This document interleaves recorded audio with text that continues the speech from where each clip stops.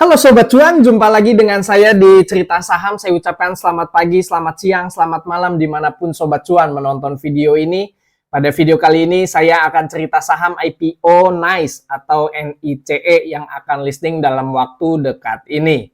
Ada 7 hal yang akan saya bahas mengenai NICE. Yang pertama, menganalisa latar belakang perusahaan dan tujuan IPO-nya. Lalu yang kedua, menganalisa neraca, laba rugi, arus kas, valuasi, underwater, dan yang terakhir kesimpulan. Pertama dari profil perusahaan. Perusahaan merupakan emiten tambang nikel sama seperti Inco, lalu DKFT, NICL, dan lain-lainnya. Dan perseroan ini berlokasi tambangnya itu di daerah Langgikima atau Konawe Utara, Sulawesi Tenggara. Dan berikut ini adalah visi misi perseroan, dan ini adalah rekam jejak perseroan, dan pertama kali eksplorasi itu di tahun 2008. Dan sampai dengan saat ini perseroan memiliki 361 karyawan, meningkat drastis ya. Di tahun 2020 hanya 141 karyawan, dan per semester 1 2023 ini 361 karyawan.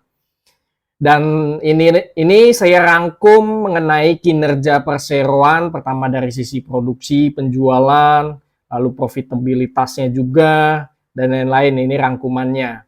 Dan ini saya ambil secara singkat, dan sumbernya juga ini saya ambil dari Stockbit, yang pada intinya untuk penjualan terbesar itu memang pada tahun 2020 sampai dengan 2022. Ini meningkat drastis dari sisi penjualannya, bahkan di tahun 2022 perseroan berhasil menjual 1,3 juta metrik ton nikel, dan itu meningkat pesat dibandingkan dengan tahun sebelumnya. Lalu per semester 1 2023 perseroan ini berhasil menjual 728,2 ribu metrik ton nikel. Dan ini lebih tinggi dibandingkan dengan semester 1 di tahun lalu sebesar 600.000 metrik ton.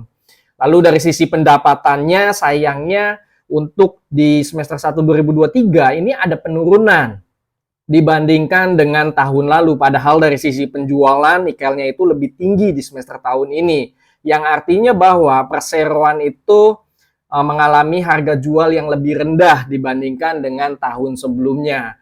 Memang di tahun 2020 sampai dengan tahun 2022 itu emiten silikal itu mengalami kenaikan yang cukup drastis dari sisi pendapatan dan laba bersihnya seiring dengan kenaikan harga komoditasnya. Maka dari itu perseroan juga mengalami keuntungan yang pesat pada tahun 2020 sampai dengan tahun 2022. Dari sisi penjualan, perseroan terbesar ini ada 2 perusahaan pelanggan. Yang pertama adalah PT Agung Mineral Abadi, dan yang kedua ini PT Kiara Sukses Mandiri. Dan ini kompetitor perseroan, memang sangat banyak perusahaan-perusahaan nikel, perusahaan tambang nikel di daerah Sulawesi. Selanjutnya saya akan membahas rencana IPO NICE. Jumlah saham yang ditawarkan itu ada 1,2 miliar lembar saham, tidak ada waran, dan persentase publiknya itu ada 20%. Harga penawaran dari harga 430 sampai dengan 530, harga arahnya apabila harga IPO di harga 430, maka harga arahnya 535 atau 24,4%. Apabila di harga 530, maka harga arahnya di harga 660 atau naik 24,5%. Harga ARB-nya apabila di harga 430 maka ARB di harga 324 atau minus 24,6%. Apabila di harga 530 maka ARB di harga 398 atau minus 24,9%. Untuk perolehan dana IPO itu tidak ada. Nanti slide berikutnya saya akan menjelaskan kenapa perseroan tidak memperoleh dari dana IPO-nya. Masa book building 15 sampai dengan 21 Desember, masa offeringnya direncanakan pada tanggal 3 Januari sampai dengan 5 Januari, listingnya direncanakan pada tanggal 9 Januari. Untuk papannya, perseroan akan masuk dalam papan pengembangan, underwriter-nya itu ada 3, Trimegah, Volburi, dan UOB. Selanjutnya saya akan membahas mengenai struktur pemegang saham perseroan. Sesuai dengan judul yang sudah tertera juga bahwasanya ada 3 aksi korporasi yang dilakukan oleh perseroan. Yang pertama adanya IPO, pelepasan saham kepada publik. Lalu yang kedua adanya penjualan pemegang saham lama khususnya mayoritas ke publik. Nah, Sobat Cuan bisa lihat di sini. Jadi baik itu dari yang sebelum adanya IPO dan sesudahnya IPO itu tidak ada perubahan mengenai jumlah saham yang beredar. Nah, terlihat di sini bahwasanya untuk SMM dan IMFV itu adanya penurunan persentase kepemilikan yang tadi 51% jadi 41%, dan IMEV itu tadi 48% jadi 38%, itu karena dijual kepada publik. Jadi publik itu menyerap hasil penjualan dari SMM dan IMEV. Nah, maka dari itu pemegang saham lama ini cuannya luar biasa karena pemegang saham lama itu punya di harga Rp10, dilepas kepada publik di rentan harga 430 sampai dengan 530, paling tidak mereka sudah cuan 43 sampai dengan 53 kali lipat. Maka dari itu dua hal yang termasuk dalam aksi korporasi perseroan. Lalu selanjutnya mengenai penggunaan dana yang sebelumnya sudah saya singgung juga, maka dari itu perseroan itu tidak mendapatkan sepeser pun dari adanya IPO ini. Karena perseroan itu tidak menerbitkan saham baru, melainkan menjual saham dari pemegang saham lama. Sehingga uang dari adanya IPO ini masuknya ke pemegang saham lama, bukan masuk kas ke perseroan. Dan ini struktur pemegang saham setelah adanya IPO. Nah, lalu aksi korporasi yang ketiga, ini adanya pengendali baru, yaitu EBI sebagai entitas yang ditunjuk oleh LX Internasional. EBI ini Energy Battery Indonesia. Ini akan membeli saham mayoritasnya SMM, IMEV, MAS, dan VAS. Dan itu keseluruhannya akan dibeli. Nantinya SMM dan IMEV ini tersisa paling tidak 10% dan 9%. Lalu EBI ini akan memiliki 60%. Jadi ada 3 hal aksi korporasi. Yang pertama IPO, lalu yang kedua penjualan pemegang saham lama ke publik.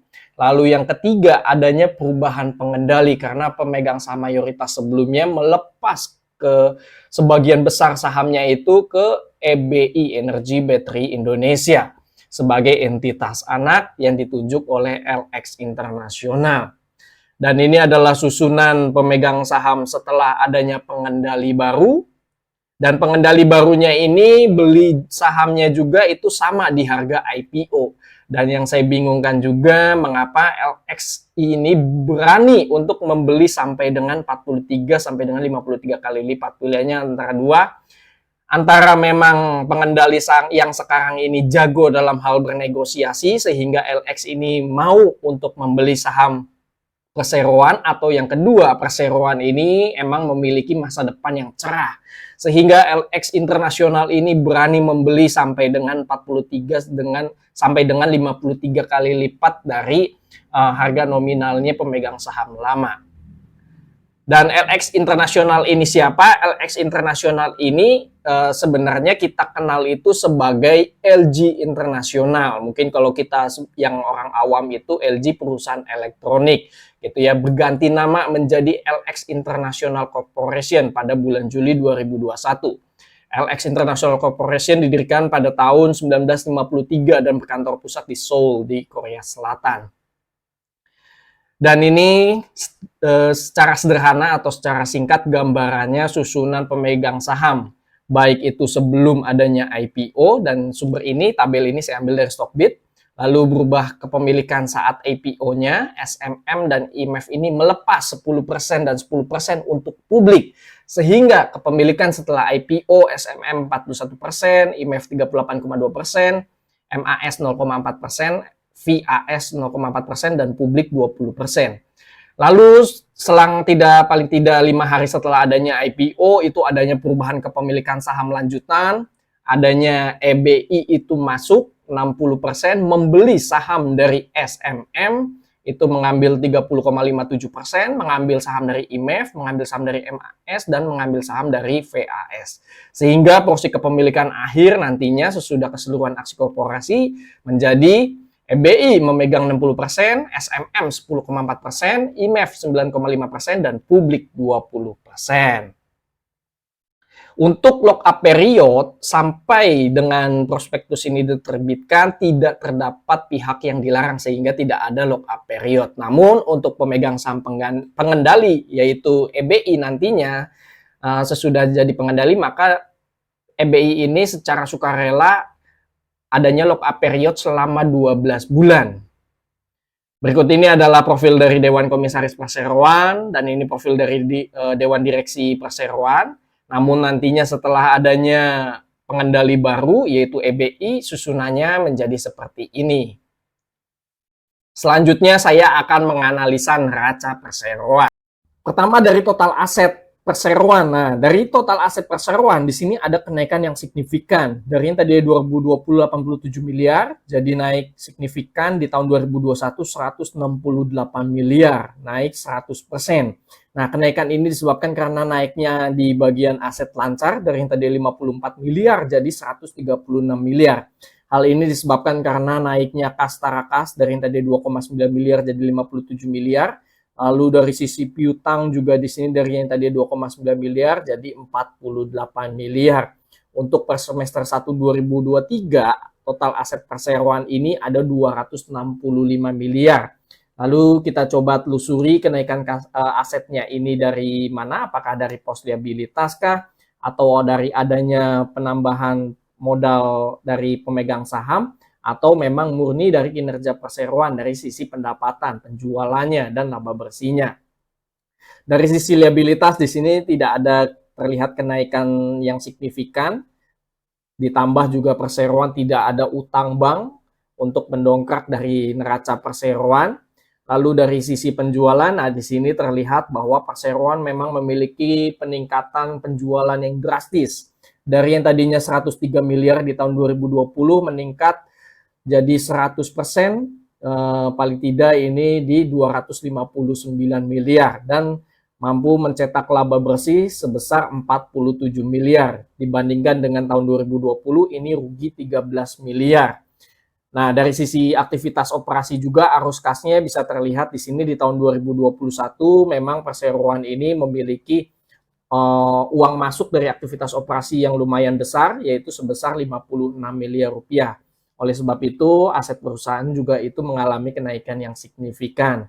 Dari kas tarakasnya di sini penempatan terbesar ada di Bank Mandiri sebesar 13,3 miliar. Lalu untuk piutang usahanya seiring dengan naiknya pendapatan yang didapatkan perseroan, untuk piutang ini terbesar per semester 1 2023 itu dari PT Agung Mineral Abadi sebesar 71 miliar.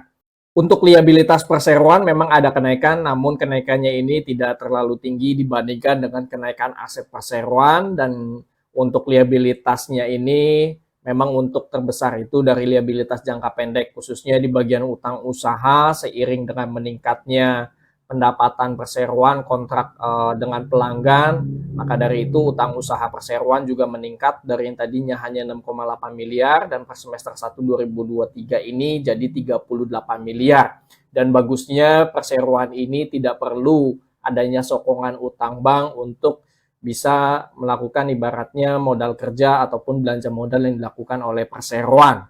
Dan utang usaha ini terbesar itu dari Anugrah Sakti Konstruksi Utama dan juga Hilkon Jaya Sakti, dan keduanya ini merupakan kontraktor tambang perseroan.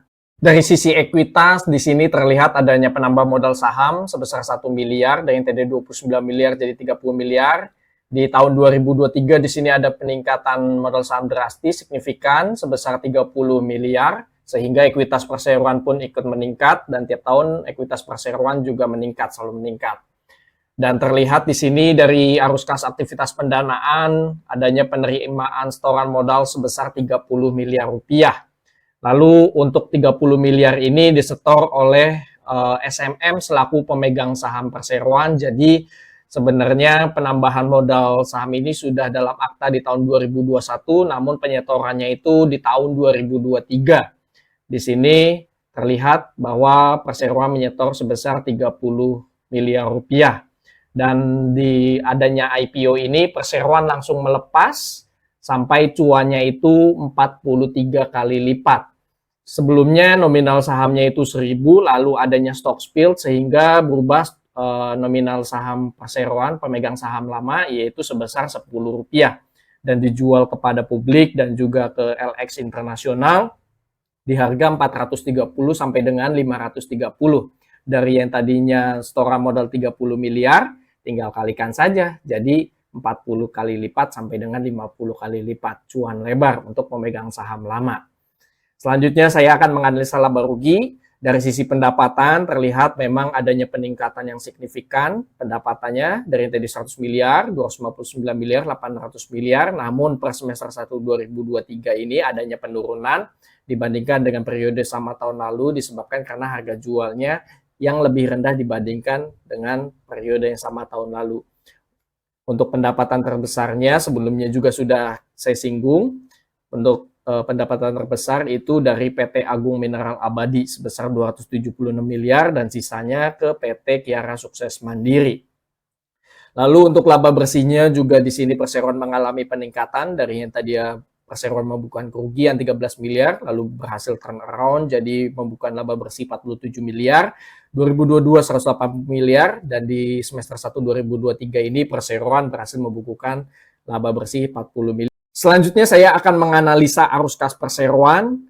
Pertama dari arus kas aktivitas operasi. Nah, Sobat Cuan bisa lihat di sini dari aktivitas operasi ini bagus ya, selalu positif yang artinya lebih banyak uang masuk daripada uang keluar dari aktivitas operasi dan nilainya ini cukup besar untuk perseroan dan sebenarnya sangat leluasa untuk bisa menggunakan dari aktivitas operasi ini di arus kas aktivitas investasi. Maka dari itu perseroan juga tidak perlu adanya sokongan utang bank dari aktivitas pendanaan karena sudah disokong dari aktivitas operasi yang sehat gitu ya. Dari aktivitas investasi bisa terlihat di sini di tahun 2022 di sini adanya uang keluar untuk perolehan properti pertambangan dan juga perolehan aset tetap dan tujuannya juga bagus bisa digunakan untuk meningkatkan dari kinerja perseroan di masa yang akan datang. Di tahun 2023 juga di sini adanya aktivitas investasi uang keluar sebesar 27 miliar. Dari aktivitas pendanaan di sini di per 2023 ada uang masuk yang sebelumnya sudah saya singgung juga itu dari setoran modal sebesar 30 miliar. Namun sayangnya perseroan ini lebih banyak menggerus dari aktivitas operasi ini malah digunakan untuk pembagian dividen. Nah, Sobat Cuan bisa lihat di sini 2020 ada pembagian dividen 28 miliar, lalu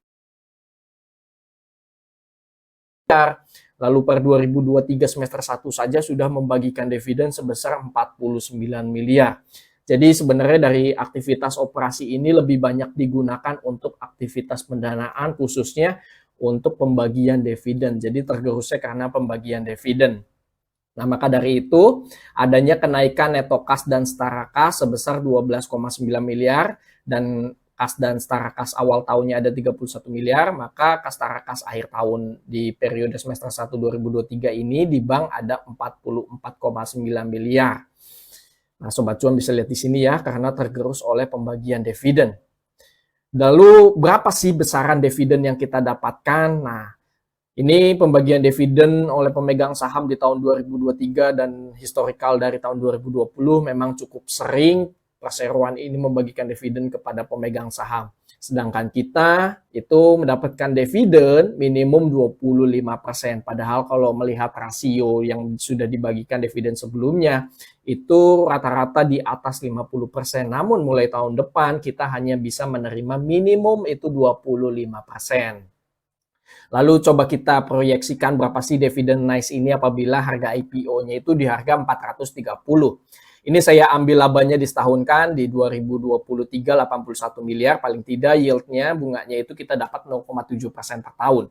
Lalu apabila apabila labanya itu 161 miliar seperti pada tahun 2021, paling tidak kita dapat bunganya itu 1,5% per tahun dan apabila labanya itu 210 miliar maka kita bisa dapat dividen 2% per tahun. Memang kecil gitu ya untuk pembagian dividen dari IPO nice-nya ini.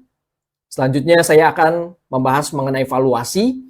Di sini saya ambil harganya dari rentan 430 sampai dengan 530, total saham beredar ada 6 miliar lembar saham, pendapatannya 757 miliar, untuk laba bersihnya ini saya setahunkan 81 miliar, total asetnya 265 miliar, total liabilitasnya 146 miliar, ekuitasnya ini tidak ada perolehan dana IPO, jadinya tetap sebesar 119 miliar. Untuk market cap ini jumlah saham beredar dikalikan dengan harga saham. Apabila di harga 430, maka market cap-nya 2,6 triliun. Apabila di harga 530, maka market cap-nya 3,2 triliun. Book value perbandingan antara ekuitas dengan jumlah saham beredar, maka book value-nya harga wajarnya di harga 19. Lalu PBVR perbandingan antara harga saham dengan book value-nya, didapatkan PBVR yang ditawarkan sebesar 21 kali dan itu sangat mahal. Apabila di harga 530, maka PBVR yang ditawarkan 27 kali. EPS perbandingan antara laba bersih dengan total saham beredar perseroan, didapatkan EPS-nya 13,3 kali, PER-nya perbandingan antara harga saham dengan EPS, maka PER yang ditawarkan sebanyak 32 kali. Apabila di harga 530, maka PER-nya 39 kali.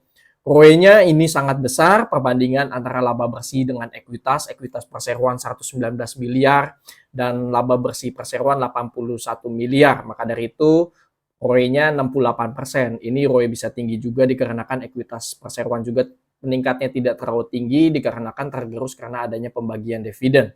Lalu NPM-nya di sini perbandingan antara laba bersih dengan pendapatan, didapatkan NPM-nya rasio profit margin-nya sebesar 10,7%. DER-nya perbandingan antara liabilitas dengan ekuitas, maka didapatkan DER-nya 123%. Selanjutnya saya akan menganalisa underwriter. Untuk underwriter-nya ada 3, UOB, KB Volburi, dan Trimegah Sekuritas. Memang kalau dilihat dari historical ketiga sekuritas ini memiliki track record yang sangat bagus dan tidak pernah mengecewakan untuk saham yang bukan papan akselerasi. Sobat cuan bisa lihat di sini data dan faktanya. Untuk openingnya itu selalu hijau, tidak pernah turun untuk saham yang bukan papan akselerasi. Nih ya, sobat cuan bisa lihat di sini, bahkan lebih banyak arahnya untuk saham yang dikawal oleh ketiga saham ini. Semoga saja saham NICE yang dibawakan oleh ketiga perusahaan sekuritas ini bisa memberikan hasil yang positif juga kepada kita selaku pemegang saham yang sudah mensukseskan IPO NICE ini sehingga bisa listing di Bursa Efek Indonesia. Selanjutnya saya juga akan membandingkan beberapa kompetitornya yaitu Antam, Inco, DKFT, dan NICL. Memang kalau secara valuasi PER dan PBVR ini termasuk paling mahal untuk NICE ini. Selanjutnya yaitu dan yang terakhir kesimpulan.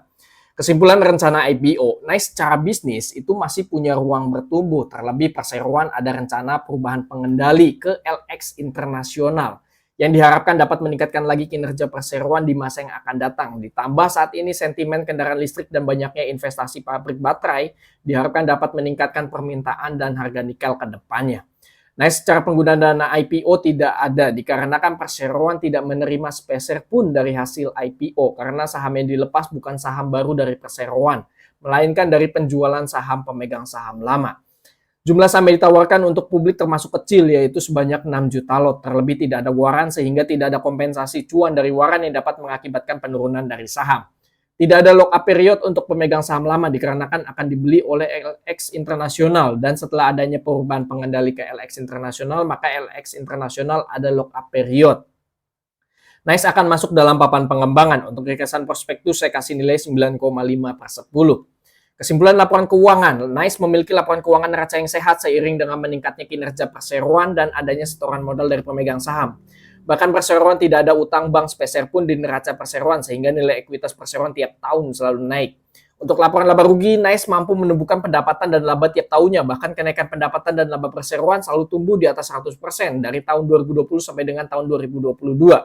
Dengan adanya rencana IPO dan rencana ekspansi yang dilakukan, diharapkan NICE dapat meningkatkan lagi pendapatan dan laba yang dihasilkan di periode selanjutnya.